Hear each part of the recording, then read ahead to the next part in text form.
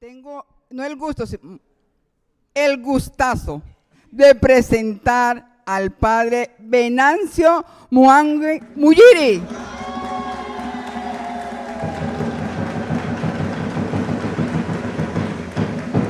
Bueno, vamos a ver quién es Venancio. A ver, Venancio Muyiri, superior de los misioneros de la Consolata en Colombia, Ecuador y Perú. Oriundo de Kenia, nacionalizado en Colombia, lleva 21 años de trabajo como misionero en Colombia. Fue delegado arquidiocesano de la Pastoral Afrocali. ¡Bravo! Desde el año 2010 al 2023 fue miembro del secretariado de la Pastoral Afroamericana y Caribeña, CEPAP, con ese, desde el 2015 al 2022. Hizo su filosofía en Kenia, teología en la Pontificia Universidad Javeriana de Bogotá, magíster en educación de la USB Cali, doctor en educación de la USB en Cali. Con ustedes, el padre Venancio. Un fuerte aplauso. Bueno, querida familia, muy buenos días. Un poco de miedo dirigirme a 3 señores obispos. Y más aún para hablar de la iglesia. Perfecto. Pero para comenzar, hay una canción que siempre de día y de noche me dice mucho. Pero no me vayan a decir que está oscureciendo porque apenas está amaneciendo. Cerremos nuestros ojos. Siéntese, tío Guachope,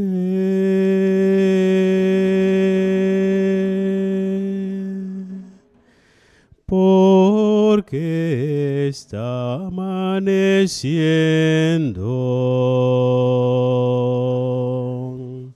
Converse aquí con tus negros.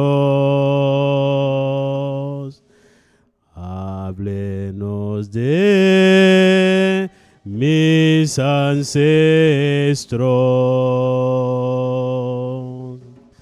de cómo fue que llegaron desde esta África negra, de los mitos y leyendas que enaltece nuestra etnia. No se vayan que los negros todos estamos de fiesta, en la fiesta. Aché. Porque si seguimos de ahí en adelante, eso no para. Bueno, querida familia, quisiera tener este diálogo con ustedes y esperamos que podamos profundizar un poco. Y como punto de partida, la verdad, el tema que me han puesto, la iglesia que soñamos, una iglesia profética. Primero le dije a Albeiro, no soy profeta. Y segundo, hablar de la iglesia implica tomar conciencia de que somos apenas una parte de esta iglesia. Y de esta manera, al dirigirme a ustedes, si me permiten, quisiera hablar en el contexto donde yo sé que de donde vienen el templo, los grupos apostólicos, los párrocos, las comunidades religiosas, los obispos, esperan que el resultado de este EPA sume a los proyectos pastorales, sume a la búsqueda de una iglesia que camina, sume también a otras reflexiones en este tiempo sinodal, para que volviendo a casa, desde lo negro tengamos algo que colocar sobre la mesa, así como también esperamos de los indígenas, esperamos de los jóvenes, de la niñez, de los ministros ordenados, de los demás feligreses, y también sepamos cómo llegarles a aquellos que no son de este redil. Así que no va a ser pues una reflexión en torno a lo que quisiéramos escuchar, sino en torno a lo que se nos desafía para que nos permita convocar a otros, porque de lo contrario dejaríamos de ser ¿qué? Dejaríamos de ser iglesia. Y de esta manera la reflexión va a tener 5 bloques, algunos más amplios que otros, pero vamos a intentar hacer el tejido. Lo primero, ¿qué es eso de iglesia, Padre Albeiro? Tal vez estamos suponiendo que todos tenemos el mismo entendimiento de la iglesia. Segundo, voy a hacer pequeñas referencias desde las fuentes, desde la Biblia. ¿Qué dice la Biblia? ¿Qué inspiración desde la Biblia nos puede llevar a comprender aquello que llamamos iglesia? Tercero, ¿qué dice la iglesia sobre ella misma? Y allí tal vez siendo un poco ortodoxo, qué bueno leer un poco la constitución dogmática sobre la iglesia. Porque de lo contrario, ¿cómo tender puentes con el magisterio? ¿Cómo tender puentes con quienes definen desde luego los caminos pastorales para que desde allí podamos empezar a tirar hacia este sueño? Porque para poder soñar tenemos que colocar los pies en la realidad. Haría mucho daño comenzar con el sueño sin haber abordado ¿qué? La realidad. Tiene que pasar un día tan bueno para soñar bien feliz, ¿sí o no? O tener un día bien difícil para soñar con algo mejor o tal vez superar estas situaciones. Cuarto, vamos a mirar los modelos de iglesia que hemos tenido. Y de hecho yo creo que el pueblo negro no tiene problema con la iglesia. Si algo de problema tiene, puede ser con el modelo de iglesia, que es otra cosa. Y allí vamos a ver para que desde luego podamos profundizar, porque si yo como negro tengo problema con la iglesia, ahí ya implica pues cuestionar mi propia fe.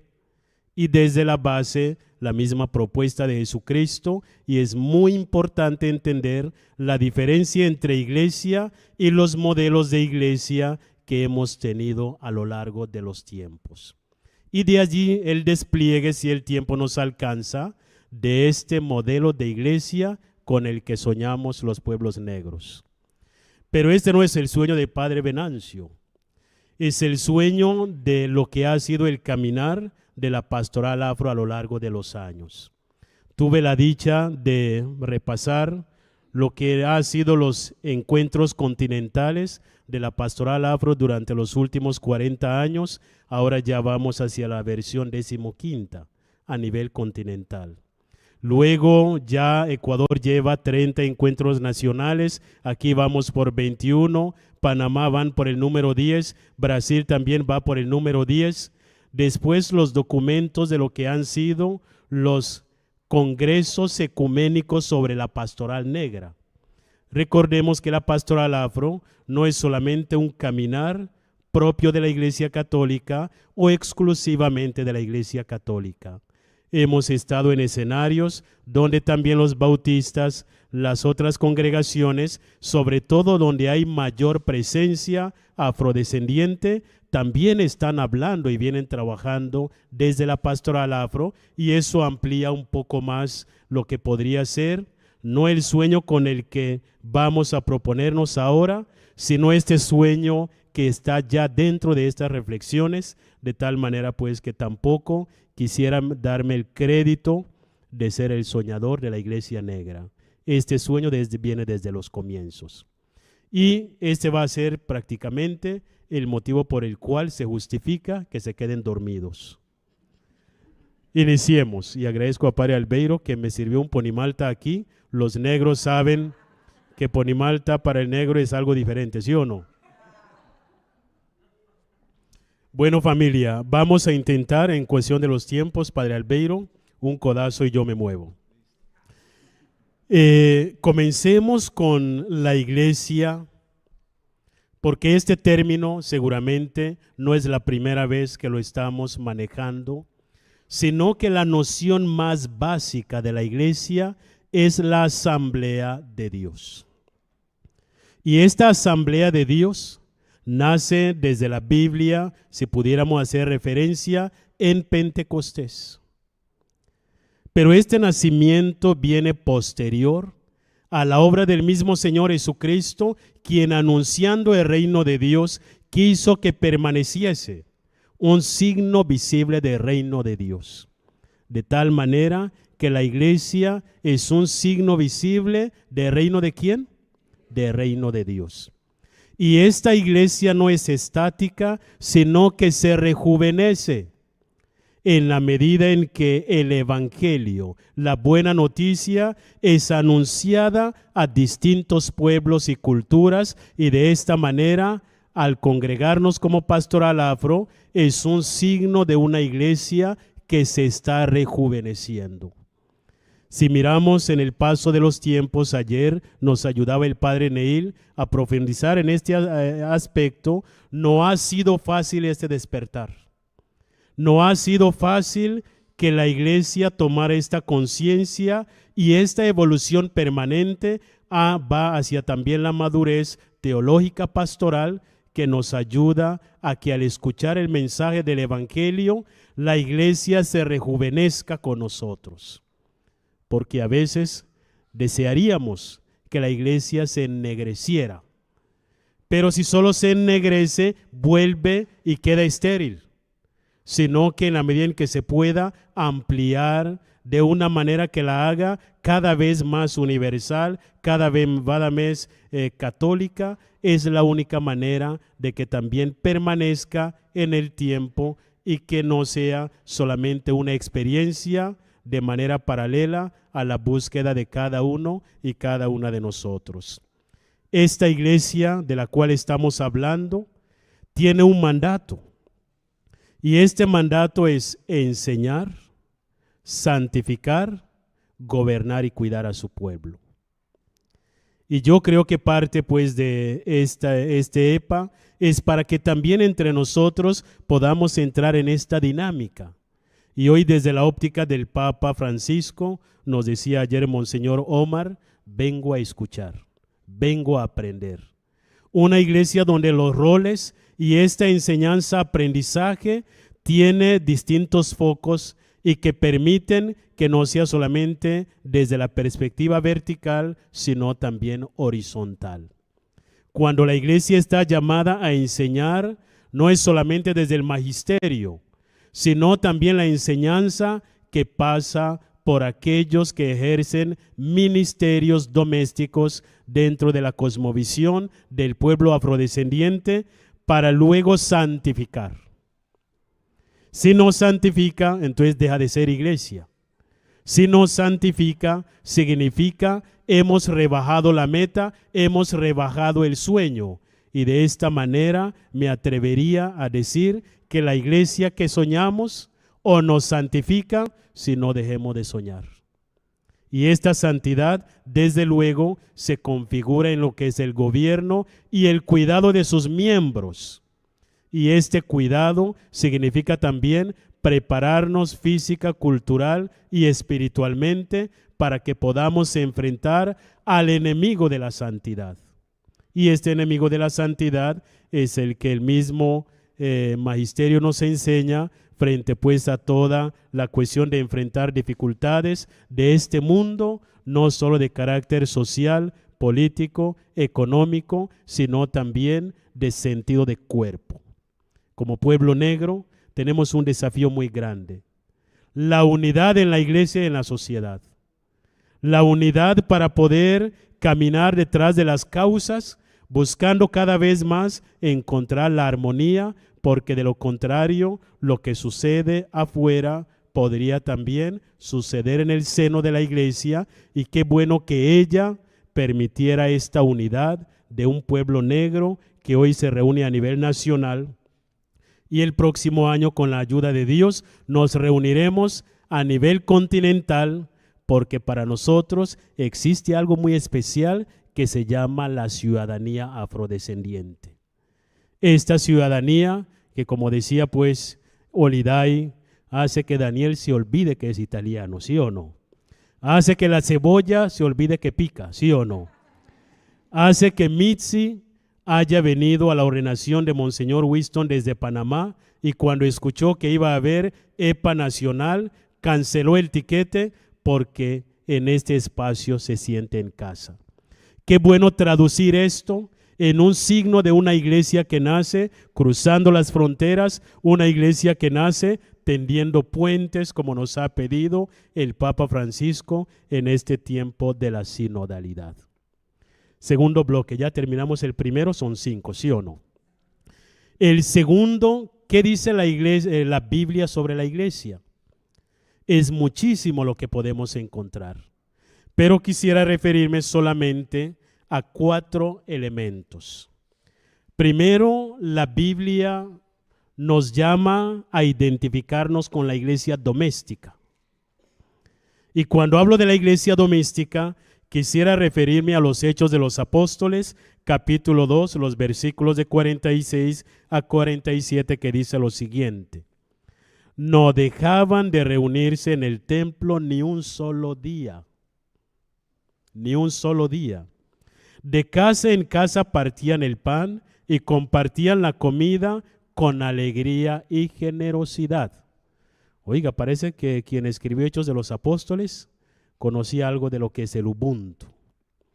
Parece que aquellos que tenían este modelo de iglesia donde no solo se reunían, sino que compartían, oiga, y de casa en casa, una iglesia itinerante, una iglesia en movimiento, una iglesia intergeneracional, una iglesia de vecindad, una iglesia de compadrazgo y comadrazgo, una iglesia de vecinos.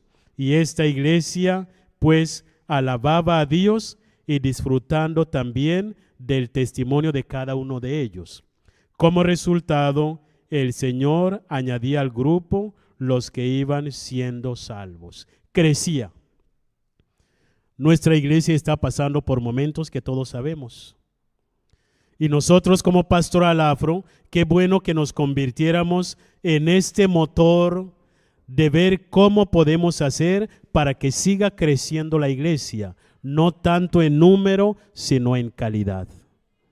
No tanto en el vínculo única y exclusivamente de lo que somos como católicos, sino también leer los signos de los tiempos a través de los diálogos ecuménicos y tal vez para nosotros, más que diálogo interreligioso, diálogo con las religiones de matriz africana. Creo que es un tema que se ha abordado mucho en los EPAs, pero qué bueno los señores obispos que se nos ayudara a dar este paso. Estas manifestaciones de la religiosidad afroamericana que se sigue practicando al margen de una u otra forma, también tiende puentes y donde la cultura podría ayudarnos para ir cruzando la brecha, como también experiencias similares se han visto en lugares como Costa Rica, aquí en San Andrés Islas y Providencia, donde también con la iglesia bautista el negro sigue siendo allí. Haití me recuerda el padre Albeiro, donde el vínculo cultural permite que haya un diálogo ecuménico fecundo y más allá también con las religiones de matriz africana. Esta iglesia Ubuntu se relaciona desde luego con lo que se nos dice en Mateo 16, 18. Una iglesia enraizada en la fe en Jesucristo. Cuando Jesucristo, antes de pedirle a Pedro para que se encargara de encaminar esta barca que es la iglesia, primero lo puso a hacer provisión ¿de qué?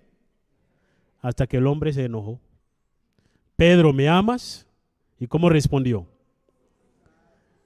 Por segunda vez me ama y por tercera vez yo, tú ya sabes, ¿sí o no? Aquí el pueblo negro está diciendo a la iglesia católica colombiana, ¿la iglesia colombiana nos ama? Y pareciera que ya tuviéramos la respuesta, ¿sí o no? Otra vez convocan a otra EPA para preguntar si nos aman. Y la misma iglesia también nos pregunta a nosotros si hay este amor. Y este amor cuando es fecundo, este amor cuando es recíproco, permite que efectivamente podamos encontrar la base. Jesús le dice a Pedro, tú eres Pedro, y sobre esta piedra edificaré mi iglesia, y las puertas del reino de la muerte no podrán en contra de ella. Pero ojo, porque en torno a esta figura de Pedro, luego nacen modelos de iglesia. Sabemos que a lo largo de la historia, la figura del Papa también ha sido instrumentalizada y de esta manera no solo distanció al pueblo negro de esta propuesta de Jesucristo, sino también generó cismas o lo que llamamos divisiones dentro de la iglesia. Pero Pedro es esta piedra, pero la columna vertebral de la iglesia no es Pedro, sino ¿quién? El mismo Jesucristo. Por eso en la tercera parte, leemos en Efesios 2, como aparece en la pantalla, es una iglesia donde hay cabida para todos. Ustedes ya no son extraños ni extranjeros, sino ciudadanos de los santos, miembros de la familia de Dios, edificados sobre el fundamento de los apóstoles y los profetas, siendo Jesucristo el mismo piedra angular. La iglesia con que soñamos tiene que echar raíces en la persona de Jesucristo. Tiene que fecundarse en la medida en que la profesión de fe sea progresiva. Y esta parte tal vez con nuestros hermanos de las iglesias separadas, a veces quisieran que la aceptación y la conversión fuera un solo acontecimiento. Pero es un tema procesual, es un caminar, que en este caso nosotros seguimos intentando progresar esta fe que comenzaron nuestros ancestros, quienes al inicio no era nada fácil. Recordemos que con la esclavitud se partieron en tres las respuestas del negro hacia el cristianismo. Quisiera citar a nuestro Ecovio, el padre Rafael. Aquellos que viendo los bautizados que los esclavizaban, se opusieron totalmente al catolicismo y optaron por otros caminos.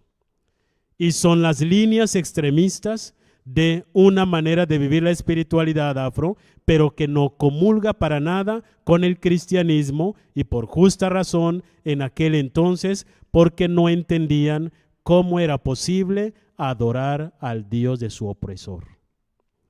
La segunda categoría son aquellos que padecieron lo que llamamos la vergüenza étnica, y en este caso la vergüenza étnica espiritual. De tanta humillación, optaron por renunciar su identidad, optaron por renunciar la experiencia de Dios que traían y fueron al otro extremo. Y son aquellos que aún siendo negros no quieren saber nada de lo negro, no quieren saber nada de la pastoral afro, no quieren saber nada de esto que tiene que ver con la inculturación, porque cruzaron la frontera como mecanismo de sobrevivencia, pero también se cataloga esta tendencia a lo que llamamos la vergüenza étnica. Y eso no solo atraviesa la línea religiosa, sino también el blanqueamiento que tocó la base familiar, donde era más conveniente casarme con un blanco para limpiar ¿qué? Para mejorar. Ve, este maestro ya me está corrigiendo. ¿Para mejorar qué? Parece que habían ensayado. Y entonces, y está la tercera línea por la cual también vamos caminando como pastoral afro, que es este encuentro auténtico entre la fe y la cultura. Y la dimensión profética de que nosotros, siendo descendientes de los esclavizados, hayamos optado por abrazar la fe de nuestro opresor. Esto es revolucionario. Esto es profético. Esto dice mucho sobre la presencia de Dios, que hayamos podido abrazar la fe de nuestro opresor, porque no vemos allí al opresor, sino un sujeto que también debería evangelizarse. Y hoy la presencia de la negritud en la iglesia es una propuesta de evangelizar a aquellos que en su momento no lograron ver a Jesucristo en nosotros. Y es allí donde luego en los sueños les comentaré sobre el llamado de que nuestra iglesia está invitada a hacer una opción auténtica por la causa afro. Una opción que nos permita que desde allí podamos descubrir el adyentes, el Papa Francisco, en querida Amazonía, refiriéndose a los pueblos indígenas, decía, oigan, estas comunidades tienen mensaje todavía no escuchado. Estas comunidades también pueden, a través de la riqueza cultural, hacerle a la iglesia el primer anuncio, el querigma, a este Jesucristo enmudecido a lo largo de la historia y que ahora con una voz profética viene a invitarnos a que podamos dar el siguiente paso. Luego, cuarto, como lo veríamos en lo que es la carta a los Corintios, primero de los Corintios, capítulo 3, versículo 17. La Biblia habla de una iglesia viva. Si alguno destruye el templo de Dios, él mismo será destruido por Dios, porque el templo de Dios es sagrado y ustedes son el templo ¿de quién? Oigan, entonces miremos esta belleza. La iglesia doméstica. Esta iglesia enraizada en la profesión de fe en Jesucristo, en esta iglesia donde todos tenemos cabida, sabiendo que Jesucristo es la piedra angular, y esta iglesia viva, que se restaura de sus ruinas. Cuando hablamos de una pastoral afro, es la misma iglesia que se está reconstruyendo desde sus ruinas. Aquellos negros que fueron esclavizados, que fueron humillados, son como esta ciudad de Jerusalén, cuyos muros fueron derrumbados, pero ahora el mismo Jesucristo va cogiendo estas piedras vivas y con la misma negritud sigue edificando esta iglesia, porque detrás de ella está la presencia del mismo Dios. ¿Ya estamos dormidos? Vamos con una poesía, hermana, para que luego miremos lo que dice la iglesia sobre ella misma. ¿Les parece? Bien, con esta poesía quiero contar algo de mi tierra, de Timbiquí. Titula Poesía Negra. No, así está bien, padre. Gracias.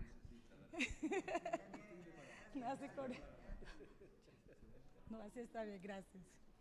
Poesía negra. Yo escribí mi poesía para venirte a contar de mi gente, de mi tierra y de todo el litoral, de mis quebradas y ríos, del manglar y nuestro mar.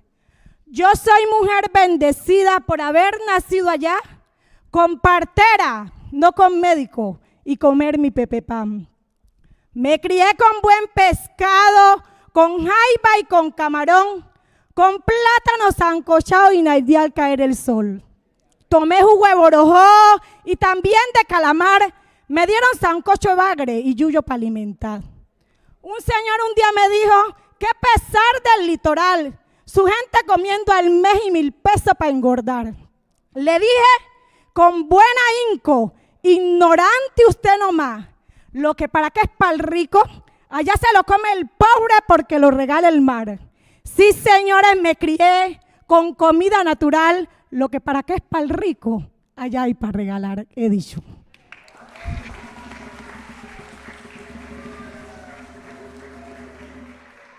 Muchísimas gracias, hermana, y perdone pues abusando de la confianza. ¿Cómo? Ya con esta poesía más o menos podemos adivinar el menú del día. Bueno, familia, vamos a prestarle atención a lo siguiente. Ahora vamos a tocar un tema que tiene mucho que ver con lo que, para que podamos hablar de la iglesia y que desde ella podamos despertar este sueño.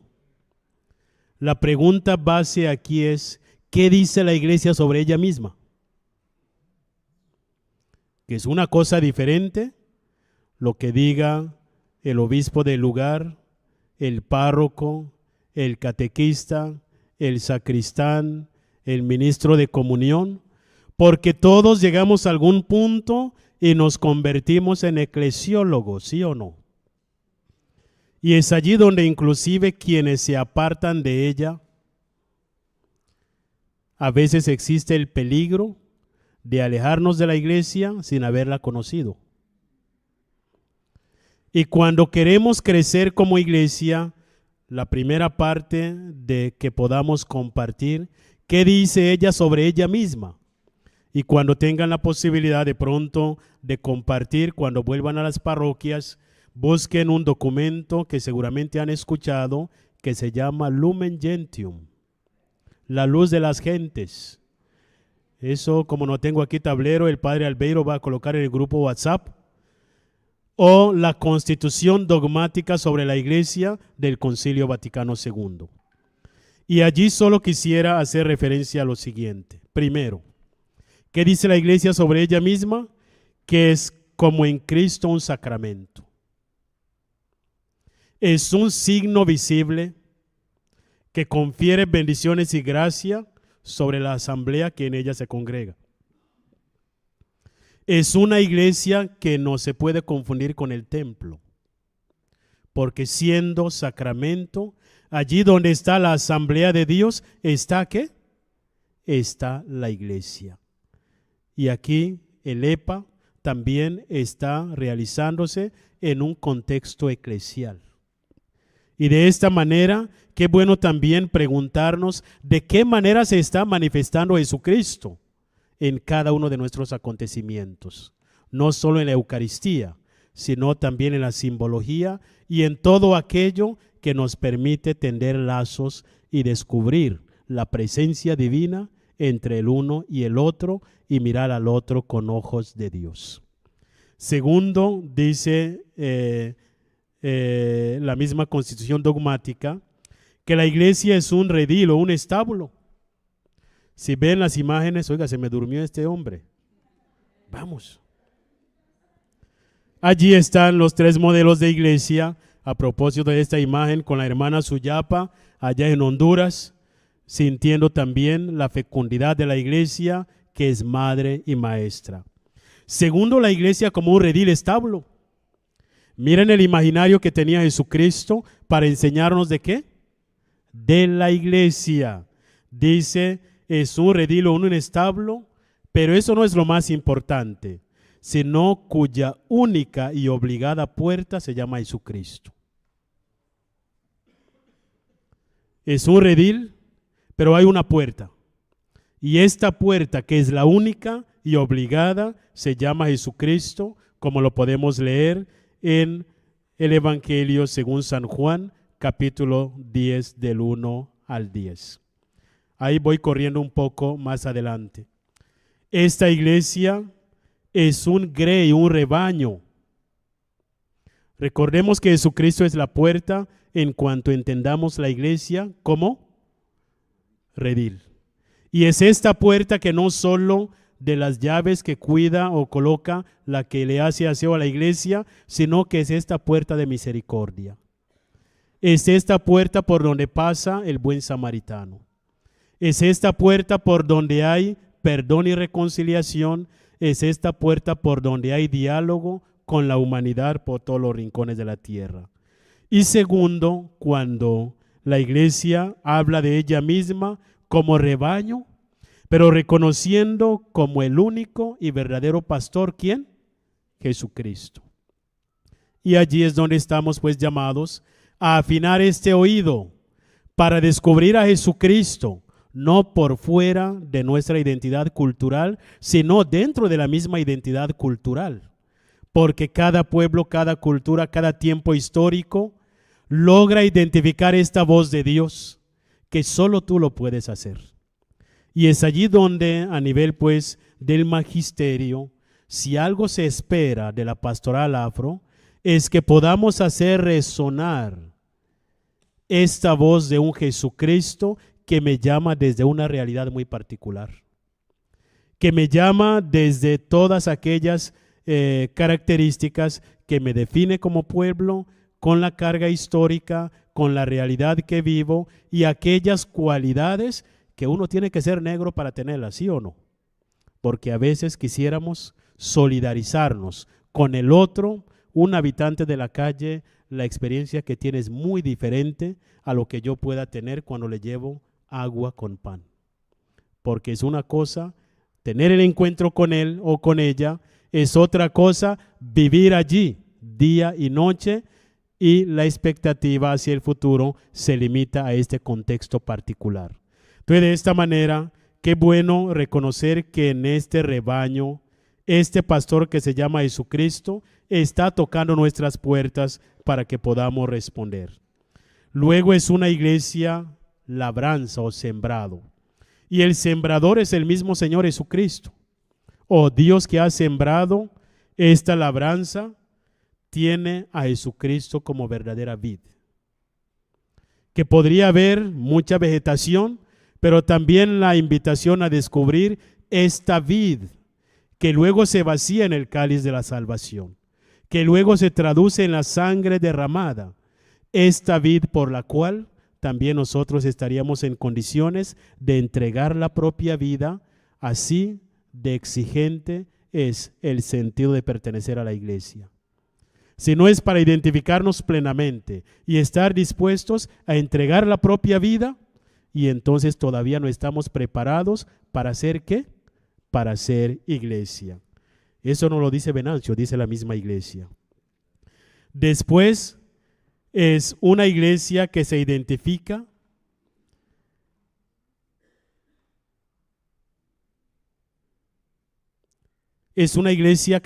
como edificio. Ahí está el templo de Quibdó, y me gustó mucho. En la parte de abajo puse el plan pastoral que está a la luz pública.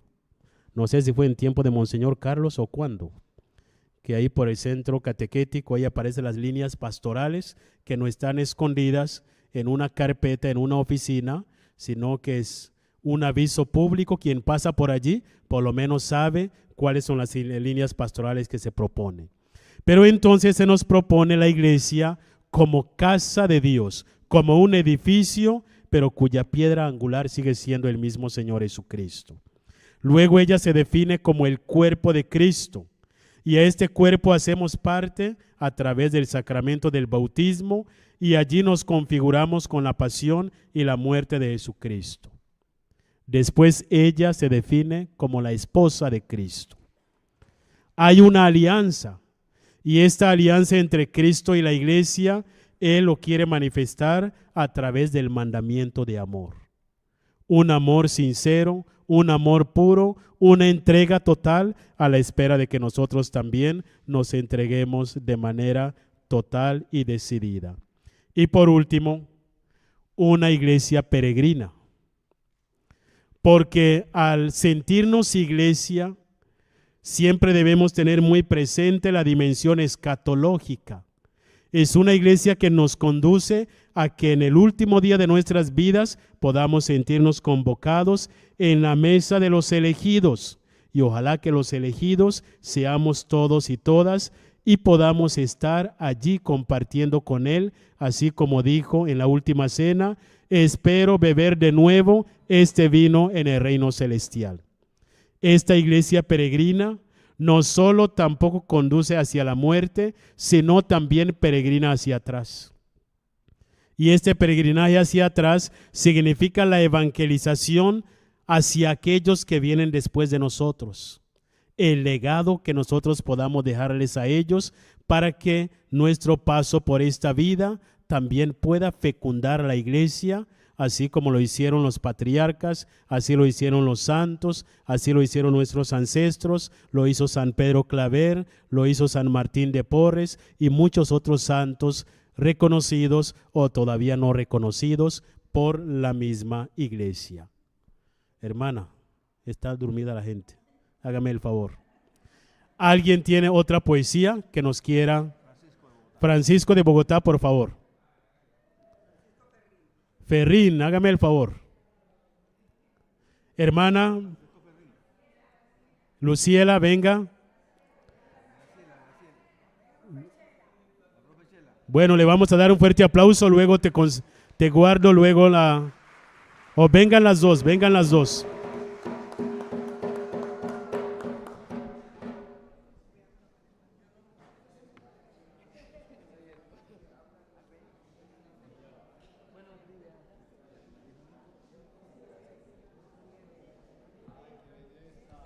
Bueno, Graciela.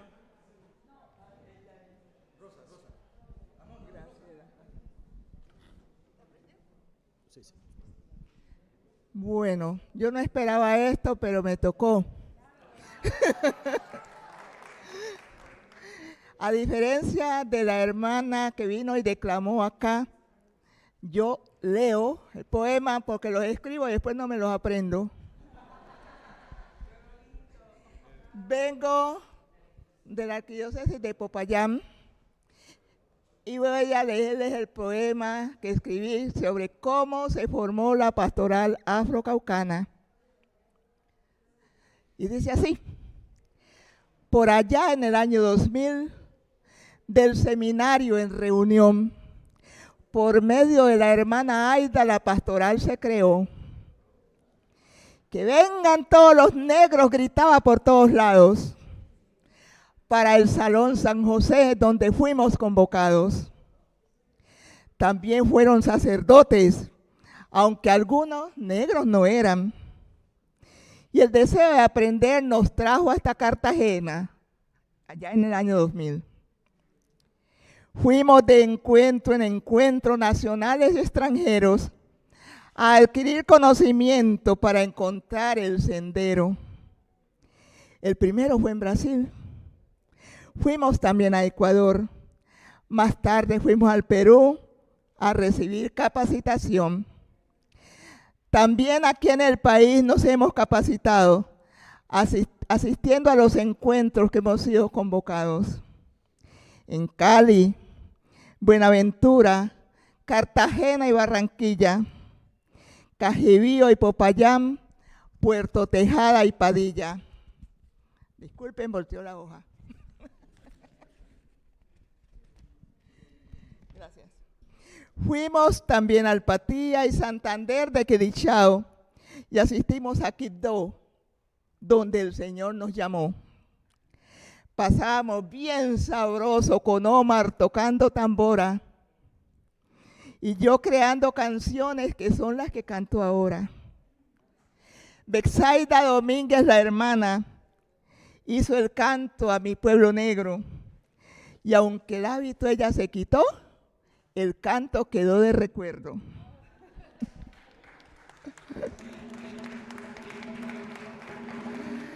Recuerdo que Marta bailaba con un frasco en la cabeza y lo hacía con maestría, pues esa era su fortaleza. Siguieron haciendo encuentros, muchos fuera del país, a los que yo no pude ir porque no tenía dinero para poder asistir. Ustedes perdonarán lo sencillo de estos versos, pero es que yo no soy poeta, solo hago el esfuerzo.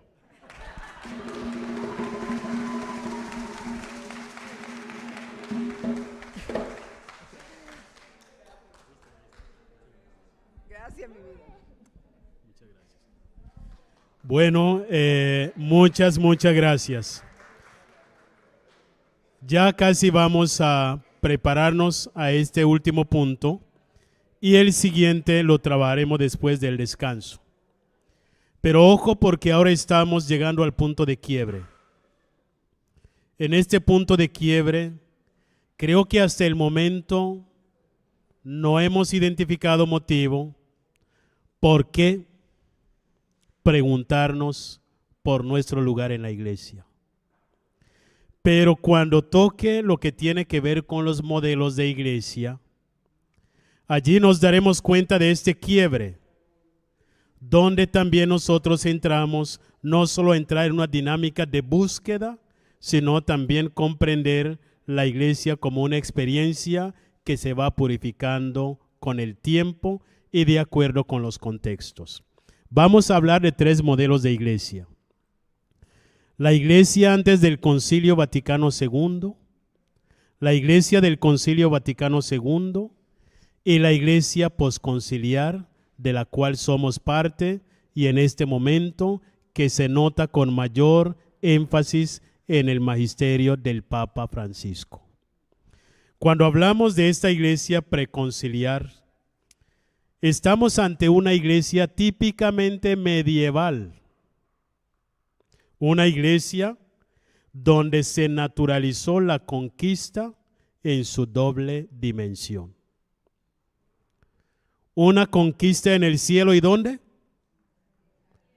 Arrasar con todo aquello que no se aliara no solo al mandato de Dios, sino también al modo de pensar, al modo de proceder de quienes en su momento ostentaban del poder eclesiástico y seguramente del poder terrenal. Estamos hablando de un tiempo donde se marca una diferencia muy grande entre la iglesia soñada por Jesucristo y la iglesia que se materializó. Y esta iglesia se caracteriza, pues, es mi humilde opinión, por tres elementos. Primero, una iglesia triunfalista, que hasta después de una batalla levantaban un templo como signo de triunfo. Que aquí murieron tantos y de ganar esta batalla se construyó un templo. Una iglesia triunfalista que se presentaba como reino de Dios aquí en la tierra, y por ende fuera de ella no había salvación. Este modelo de iglesia se consideraba dueña de la verdad y hasta cierto punto de la revelación. Era una postura, pues, en su tiempo, que esto siguió pesando a lo largo de los años. Era una iglesia clerical. Cuando hoy el Papa Francisco habla o nos da muy duro en cuestiones clericales, porque todavía también persisten estos rasgos donde una iglesia jerarquizada impide que podamos volver al sueño de la iglesia pueblo de Dios, de la iglesia asamblea. Y allí hay una obsesión muy fuerte de separar lo sagrado de lo profano. Y de esta separación también caímos víctimas. Lo negro, lo que decía ayer los primeros ponentes, el tambor no tenía cabida en la iglesia, la marimba no tenía cabida en la iglesia, y mucho menos el negro, si no era para construir, era para seguir siendo siervo dentro de la misma iglesia. En este modelo de iglesia, el pueblo negro cayéndose víctima, fue este modelo que también acompañó la etapa de la esclavitud. Y allí entendemos por qué este vínculo permanente de una iglesia aliada al Estado con todo lo que tuvo que ver con la cuestión de la esclavitud. Esta iglesia preconciliar también era demasiado moralista, triunfalista, clerical y moralista. Y siendo tan moralista, hay una orientación apologética hacia ella misma, y donde se identificaba solo con los bautizados o aquellos que se adhirieran a las enseñanzas de la misma, y de esta manera se genera una dicotomía entre los buenos y los malos, entre los justos y los injustos, entre los puros e impuros. A veces cuando hablamos de la pureza también ya sabemos, la hermana Sandra me imagino tendrá otra poesía por allí, también mirando, no, todavía no te voy a invitar. Entonces, ya los moderadores me están regañando que estoy regalando tiempo, pero todavía vamos con la maestra después. Los puros e impuros, los dignos e indignos, los que se salvan y los que se condenan. Recordemos que la abolición legal de la esclavitud aquí en Colombia, todavía no llegamos ni 162 años de la abolición legal de la esclavitud para acá, pero llevamos más de 500 años de la evangelización. Significa, la evangelización todavía no había pasado por el componente de proponerse liberar al negro, porque todavía venía con una intención de servir de capellanes para quienes también llegaban aquí para mantener su fe cristiana católica. Este modelo de iglesia tenía el acento de la autoridad en la relación entre el poder político y el poder eclesiástico, pero no hay una preocupación explícita por el pueblo de Dios. De esta manera, se acordarán, fue esta iglesia que simbólicamente hasta la misa se hacía de espaldas a ¿quiénes? Solo para imaginar cómo era esta relación. El idioma en este momento, ¿cuál era? Me imagino los que son de mi época se acordarán con mucho cariño. Tantum ergo sacramentum veneremur cernoi. Pensaba que algunos me iban a copiar. Soy el único ancestro aquí en ese sentido. Este modelo de iglesia, ojo con esto, ni el laicado ni la diversidad de carismas tenían cabida. Y si la tenían, tenía que estar bien examinado para que pudieran ejercerse. En síntesis, analógicamente podríamos decir, es un modelo de la iglesia donde el Espíritu Santo brilla por su ausencia. Fue el gran ausente dentro de este modelo de iglesia. Después llega el Concilio Vaticano II. Recordemos que la distancia entre primer Concilio de Vaticano o Vaticano I se había hecho 95 años atrás. Por eso ya llegar al modelo del Concilio Vaticano II, ya en nuestros tiempos, 1962 a 65, muchas cosas ya han cambiado. Y en este modelo de la iglesia tenemos documentos que nos pueden enriquecer muchísimo, entre ellos el que ya mencioné antes, Lumen Gentium, que tiene que ver con la constitución dogmática sobre la iglesia, el Ad Gentes, fíjense la diferencia, que tiene que ver con el anuncio del evangelio a los que no conocen a Cristo. Ya no es una alianza de poder político, poder eclesial, terrenal y celestial, sino que ya se plantea un reto muy grande desde el Ad Gentes y luego Gaudium et Spes, que es otro de los documentos que habla de la iglesia en el mundo contemporáneo. Esta transición lo podemos demarcar pues dentro de este modelo de la iglesia del Concilio Vaticano II. ¿Cuál es el paso de novedad? Primero, recupera la noción bíblica de iglesia como pueblo de Dios. Segundo, se inaugura, más que inaugurar un nuevo modelo de iglesia, lo que sucede aquí es volver a las raíces que se habían perdido desde el siglo XI, cuando en la época pues de la iglesia medieval se pudo tal vez acarrear muchas cosas que persiguieron hasta el Concilio Vaticano II. Y con este modelo de iglesia ya no se habla solo de una iglesia doméstica, una iglesia que profiese la fe en Jesucristo, una iglesia edificio, sino que dice todos los bautizados en efecto son consagrados por la generación y la unción del Espíritu Santo, de tal manera que también son partícipes, no solo de la iglesia, sino también del sacerdocio ¿de quién? Oiga, aquí hay un gesto profético muy grande. Si lográramos dimensionar esto sobre estas facultades y luego cómo aterrizarlas en nuestros contextos culturales. Por eso el apóstol San Pablo dice, pueblo negro, digo yo, ofrezcan sacrificios espirituales y anuncien el poder de aquel que los llamó de las tinieblas a su admirable luz. Ofrézcanse a sí mismos como hostia viva, santa y grata a Dios.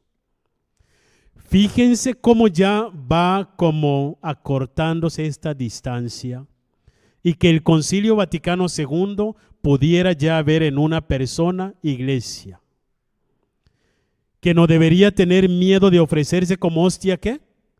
Hostia viva, pero ojo, eso tampoco se puede entender solo en cuanto el hombre vaya a la iglesia y comulgue, sino hostia viva, donde nos dejemos sumergir en la realidad de nuestros pueblos, en la realidad de este pueblo necesitado de Dios, del mismo modo que el mismo Jesucristo se entregó.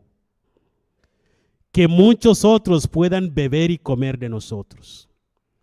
Que muchos otros se puedan sanar desde nuestras propias heridas. Que muchos otros se puedan enriquecer desde nuestra propia pobreza.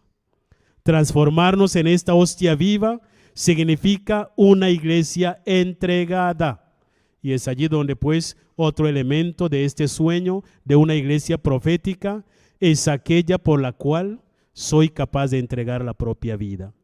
Y ya hay signos, las hermanas aquí presentes, no creo que eso sea un contrato de medio tiempo, ¿sí o no? Toda la vida. Y solo mirar qué tanto hemos renunciado, y no solo nosotros, sino ustedes también, como veremos luego, inclusive los mártires de origen africano que en tiempos muy remotos lograron entregar sus propias vidas, así como nos pide el apóstol San Pablo, ofrecernos como una hostia viva. Durante este tiempo de este modelo de iglesia, ya se habla con más claridad sobre los sínodos, se habla con más claridad sobre las conferencias episcopales, aunque la Conferencia Episcopal Colombiana necesitan un aplauso porque había nacido mucho antes del Concilio Vaticano II. Creo que fue en 1908, más o menos. 115 años ya llevaba la Conferencia Episcopal Colombiana. Ahí ya se habla de consejos pastorales, donde ya el centro no es tanto el sacerdote, sino el Cristo. Y en torno a esta figura de la iglesia se habla de consejos pastorales. Ahí surgen también la unión entre los cristianos y más allá se habla de diálogo ecuménico e inclusive reforma en la liturgia. Que hoy podamos hablar de la inculturación es gracias a este nuevo modelo muy distinto al que habíamos mencionado anteriormente. Tercero y último, el modelo de iglesia postconciliar. Después del Concilio Vaticano II, este modelo, oíganlo bien, nace desde los países de tercer mundo.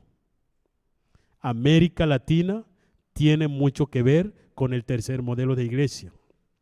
África tiene mucho que ver con el tercer modelo de iglesia. Asia, y tal vez el siguiente también nos tire hacia allá, porque después del Concilio Vaticano II, y es allí donde ya empezamos a encontrarle sentido a esta pastoral afro que surge ahora en estas décadas. En Kampala, en 1969, se reunieron las conferencias episcopales del África. En Manila, Filipinas, se reunieron también en 1970 las iglesias de Asia. Y en América Latina se acordarán ustedes de la conferencia de Medellín, al igual que la conferencia de Puebla, que también se dieron en este contexto después del Concilio Vaticano II. Desde allí surge un nuevo modelo de iglesia donde el centro es la comunión, pero en América Latina es una comunión en torno a los pobres. A escala vamos viendo cómo esa iglesia va adquiriendo rostro propio. El documento de Medellín y Puebla hacen la opción por los pobres, pero todavía no le ponen color. Porque yo siempre he dicho, es que la pobreza tristemente tiene ¿qué? Tristemente. Si no, consultemos las estadísticas de ¿cómo se llama? Del DANE. Y nos daremos cuenta que la pobreza en Colombia, en América Latina, tiene color. Es allí donde en el caso de América Latina comienzan a surgir las pequeñas comunidades eclesiales y se convierten en el núcleo de la iglesia, ya no desde arriba, sino desde abajo. Con este modelo en América Latina se insiste en que los pobres deben ser el centro de esta comunión y de esta manera el motor de la evangelización. Y en el reino de Dios, los pobres, los no privilegiados, ocupan el centro de la evangelización. Este centro de la iglesia no se basa tanto en las estructuras, sino también en las necesidades de las comunidades. Y cuando hablábamos de Heraldo Valencia Cano, cuando hablábamos de aquellos que comenzaron la pastoral afro, son hijos de este modelo de iglesia. Y es allí donde entonces algunos obispos, algunos del clero y comunidades religiosas empiezan a tomar una opción específica por esta área de misión, por oyentes desde el pueblo negro. Y entonces el centro pasa más allá de las estructuras y hoy por hoy el Papa Francisco nos dice, ya no conviene avanzar sin los pobres. Segundo, las iglesias que van surgiendo con rostro propio, si su foco de evangelización no parte desde la realidad del pueblo, no ha comprendido todavía la presencia de Dios en ella misma. Y es en este modelo donde también comienzan a nacer lo que llamamos agentes pastorales, los ministerios que poco a poco, si miráramos en querida Amazonía, hasta el Papa nos desafía a ver cómo continuaremos siendo iglesia en un panorama donde también la figura clerical va cada vez más a la baja. Terminaría allí por ahora, ya están cansados. Después de lo que nos indiquen los moderadores, estaremos ya entrando en la última parte, que sería como este plato pues de con qué iglesia sueña el pueblo negro. 6 manos levantadas para preguntas hacia el padre Venancio. Por aquí, los obispos no preguntan, qué bueno, para que no se asuste, para que no se asuste. Aló, hola. Buenos días, mi nombre es Cecilia, soy de la delegación de Apartado. Interesante este tema. Realmente siempre me ha interesado el tema de cómo nos encontramos los feligreses inmersos en la iglesia, ¿cierto? No solo desde ir a las Eucaristías, vivirlas, sino también vivir esa espiritualidad desde otras realidades. Entonces, siempre he querido hacer esta pregunta. Me había dado mucho miedo hacerla porque sé lo que implica. Pero yo, escuchando ahorita al padre Venancio hablar de toda esta, digamos, haciendo como toda esta cronología de la iglesia y cómo ha venido avanzando, yo me pregunto por qué no hay mujeres sacerdotisas en la iglesia. O sea, solo monjas. ¿Por qué no hay sacerdotisas? Si miramos este escenario, solo con mirar este escenario nos podemos dar cuenta que las que vivimos de manera más profunda y sin decir que los hombres no lo hacen, nuestra espiritualidad somos las mujeres. ¿Por qué no hay sacerdotisas en la iglesia?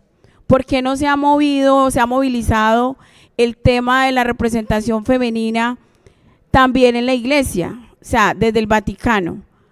Porque la iglesia ha venido avanzando, se ha renovado de una manera extraordinaria y creo que es un momento propicio para empezar a pensarlo desde ese punto de vista. Muchas gracias. Muchas gracias.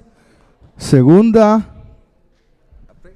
Bueno, entonces, padre Venancio, gracias por esta orientación, esta iluminación. La pregunta es la siguiente. Desde hace décadas, la pastoral afro ha venido pidiéndole a la iglesia jerárquica tener un rostro propio dentro del obispado. Gracias a Dios se nos ha dado, pero la pregunta es, ¿qué representa en este momento, en este contexto, tener el primer obispo negro de Colombia? Muy bien, muy bien, muy bien. Seguimos entonces, recordemos, las respuestas se darán al final de las 6 preguntas. ¿Quién es la tercera? Muy buenos días. Aprovechando que hay aquí una cantidad de sacerdotes y obispos, quisiera hacer una pequeña, no tanto como pregunta, pero sí una pequeña reflexión. ¿Qué hacer? ¿De qué manera la iglesia puede como sensibilizar un poco este trabajo pastoral en la mayoría de los sacerdotes? Porque encontramos, por ejemplo, en Cali que vamos a Eucaristía a las iglesias y hay sacerdotes que nos dicen, no quiero esa Eucaristía afro, no quiero ese relajo, no quiero, o sea, nos dicen cosas muy, muy groseras. Entonces, ¿qué de pronto hacer como para que se vayan sensibilizando y no hacernos sentir tan mal porque supuestamente queremos una iglesia nueva donde los afros nos veamos bien reflejados? Muy bien, ahí van las preguntas, van surgiendo. Por aquí había otra pregunta. Buenos días, desde Putumayo, Puerto Asís, Putumayo. Ayer le preguntaba a mi compañera Patricia cuando estábamos en la Eucaristía, ¿no? De ver esa tan bonita esa Eucaristía, la entrada, las ofrendas. Y entonces le preguntaba yo a mi compañera, ¿por qué en Putumayo no podemos hacer eso? Porque me pasó una experiencia muy triste algo parecido como cuenta la señora de Cali. Soy maestra, preparamos una ofrenda bien linda con las profes para una Eucaristía y resulta que hicimos así con una danza, entrábamos con las niñas del colegio y el sacerdote no nos dejó participar. Disculpen que me ponga tan sensible porque aún lo siento. Entonces, ayer que habló el padrecito del CUFI, él me tocó, sí, yo quería acercarme a él para que me hable más de eso, para empoderarme, sí, porque eso duele, cuando uno no tiene el conocimiento como cómo responder, ¿no es cierto? Es mi primera vez en un evento como este y sí quiero que, ¿cómo uno hace para responderle a un sacerdote cuando te cierra las puertas de una manera tan dura? Gracias. Padre, usted habló de la vergüenza que a veces sentimos y que la colonia y muchas instituciones y la misma iglesia de cierta forma también promovió en nuestros cuerpos, en nuestra mentalidad y en nuestra misma espiritualidad. Quisiera invitarle a que usted nos hablara o nos presentara un poco también el testimonio de Cali de cómo se puede ir construyendo una pastoral afro que ayude identitariamente a transformar esa mentalidad y esas prácticas que nos han, incluso la misma iglesia, institucionalizado y que siempre nos ubican en un lugar de subalternación respecto al resto. Muy bien, por aquí la sexta pregunta para que el padre pueda pensar en cómo respondernos a tantos interrogantes y luego habrá muchas más. Buenos días, mi pregunta va de la mano al compañero, que es frente a la vergüenza étnica. Nosotros como seres sociales estamos influenciados y estamos en un contexto donde constantemente alinean al negro, están tratando de homogenizarlo. No es en vano que nosotros, algunos de los negros, se quieran alisar el cabello.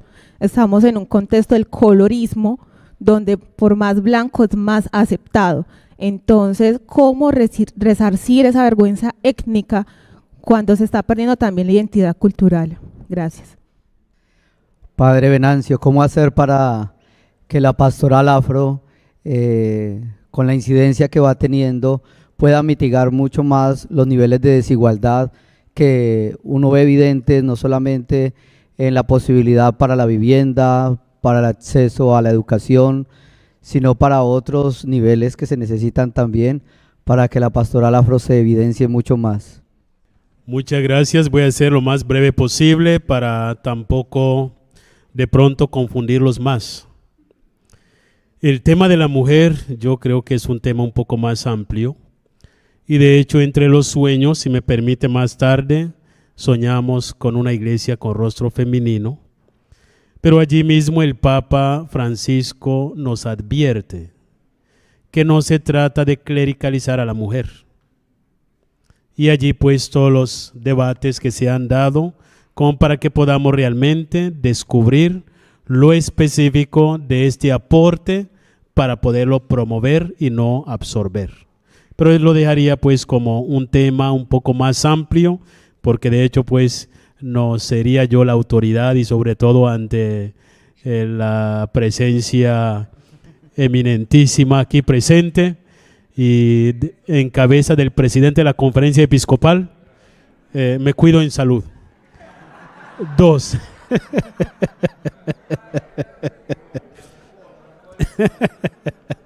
Segundo, gracias Cecilia. Manuel nos habla sobre tener rostro propio en el episcopado y lo que podría representar pues la llegada de Monseñor Winston a la Conferencia Episcopal de Colombia.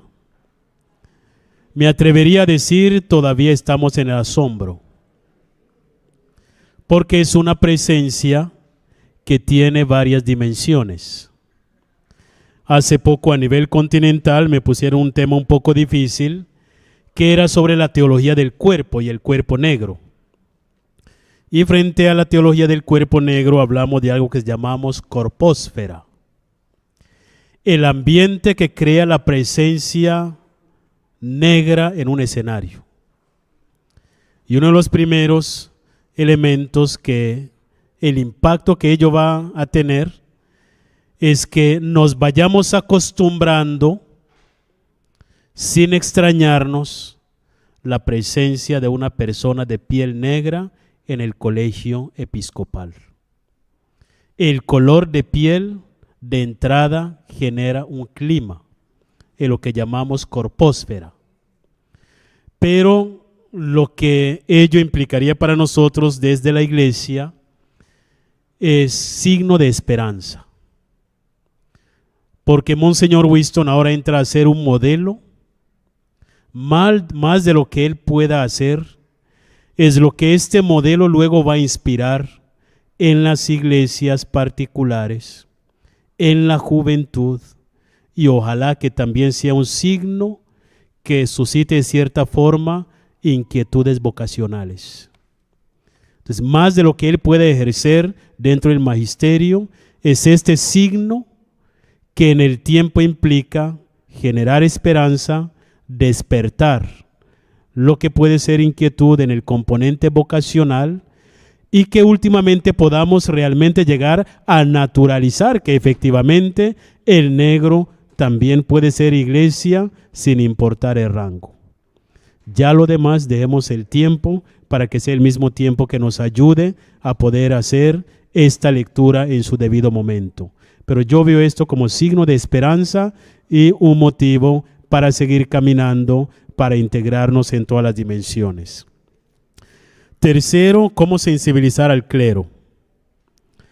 Es una tarea difícil. Yo les confieso que en mi juventud, cuando todavía me creía joven, no comulgaba con la pastoral afro. Es una confesión pública. Pero porque yo no entendía qué era esto.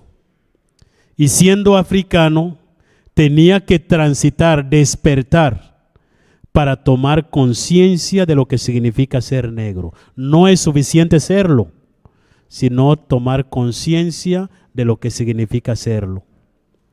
Y de esta manera, tanto en la asamblea eclesial que tuvimos en el 2021 en México, como también en otros espacios, se ha hablado mucho sobre la cuestión formativa en los seminarios, donde se están preparando nuestros jóvenes para llegar al ministerio sacerdotal.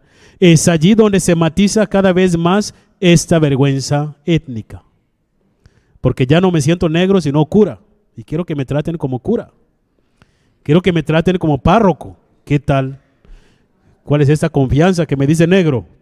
Y entonces es allí donde desde la formación, porque no es fácil, porque esto implica también replantear todo lo que es las bases teológicas para que luego podamos tener una perspectiva diferente a modo de ser iglesia. Pero esto se complementa por el otro lado, de que nosotros como agentes de pastoral afro también nos presentemos ante nuestros párrocos desde la perspectiva de una pastoral orgánica. A veces cuando uno tiene una mirada sesgada y mirar como si la iglesia solo atendiera al componente afro, de alguna manera también eso suele generar rechazo. Pero si tengo una mirada orgánica, participando en los consejos pastorales, participando en el plan pastoral de la parroquia, pero no puedo solo buscar la iglesia para que me responda a mi agenda del mes de mayo, para que me responda a mi agenda en el componente étnico, sino que caminar desde una perspectiva orgánica y donde el párroco ya me vea como un aliado. Qué bueno, aquí yo sé, tenemos agentes de pastoral afro, ministros de comunión. Tenemos agentes de pastoral afro, catequistas. Tenemos agentes de pastoral afro que ejercen otros ministerios dentro de la iglesia, y esto implica evitar lo que llamamos reduccionismos. Y cuando un reduccionismo suele generar rechazo, porque las instancias pues que tenemos es para responder también a cuestiones un poco más amplias. Entonces, mientras se forma el clero desde esta dimensión, nosotros también abrazar la iglesia como iglesia y hacernos sentir iglesia dentro de ella misma. Luego la compañera de Puerto Asís, Putumayo, Creo que eso va muy en línea con lo que acaba de decir. Yo creo que es cuestión de tiempo. Hay algunas jurisdicciones que no tenían pastoral afro hace unos años y hoy día están aquí, me atrevería a decir. Hace unos años esta propuesta de realizar un EPA en ciertos lugares fue rechazada. Pero lo importante, recuerde las bases, la fe en Jesucristo, sentirse iglesia, caminar dentro de la misma iglesia y como yo decía, nosotros no tenemos problema con la iglesia, sino modelo de iglesia. No tenemos problema con el buen pastor, pero puede ser que tenga problema con el pastor de turno.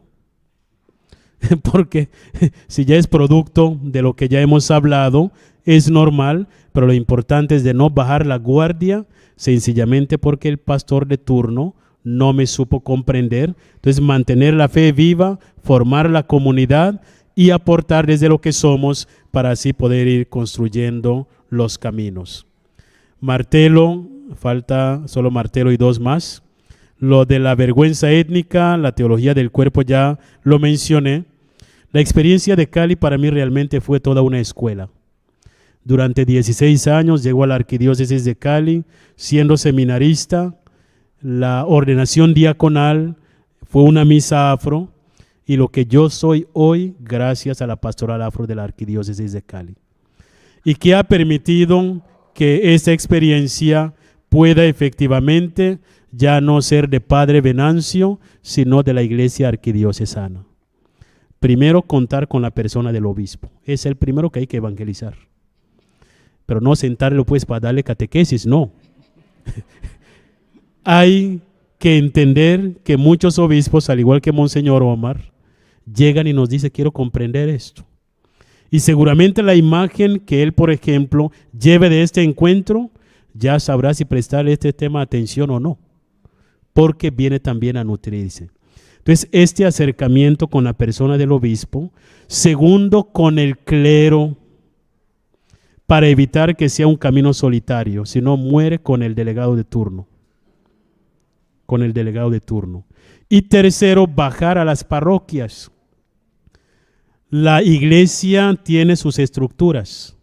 Al margen de ellas, digamos, va a haber siempre tensiones.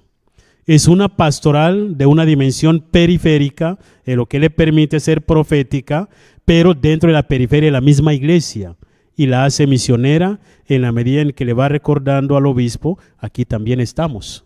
Y de esta manera vamos avanzando. Entonces yo creo que Martelo, eso fue lo que nos permitió desde Cali, y luego no perder la triada. Semilleros, que son los niños. Adolescencia, juventud y los adultos.